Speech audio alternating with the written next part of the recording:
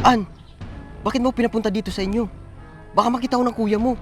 Ano ba yung sasabihin mo sa akin? Hindi, umalis yung kuya. Kasi AJ, may importante akong sasabihin sa'yo. Ano yun? AJ, buntis ako. Ano? Ba't hindi ka nag-iingat? Alam mo naman nag-aaral pa tayo, di ba? Alam mo naman pangarap kong maging engineer para maging kontraktor, di ba? AJ, anong gagawin ko? Mapapagalitan ako. Buntis ako. Anong gagawin ko? Tapos ganyan yung sinasabi mo sa akin. Kagustuhan natin to, di ba? Ganito, makinig ka. Alam mo naman nag-aaral tayo, di ba? Alam mo si ano yung nagpapaaral sa akin, di ba?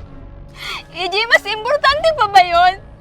Sino yung pipiliin mo sa aming dalawa? AJ, anong gagawin ko?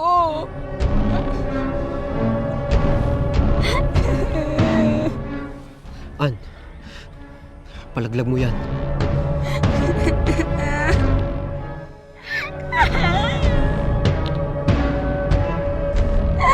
Malaya ka, AJ! Malaya ka! Masama mo! Masama mo! Gaganyanin mo lang kami dalawa ng anak mo!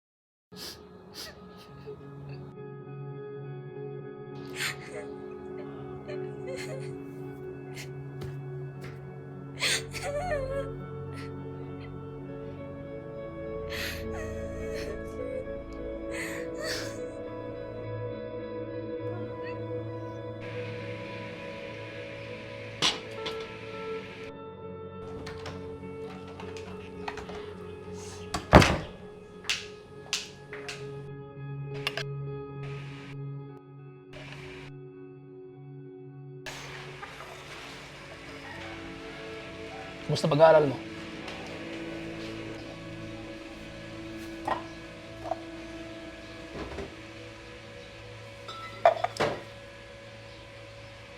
Papansin ko sa'yo, ilang araw ka nang ganyan ah.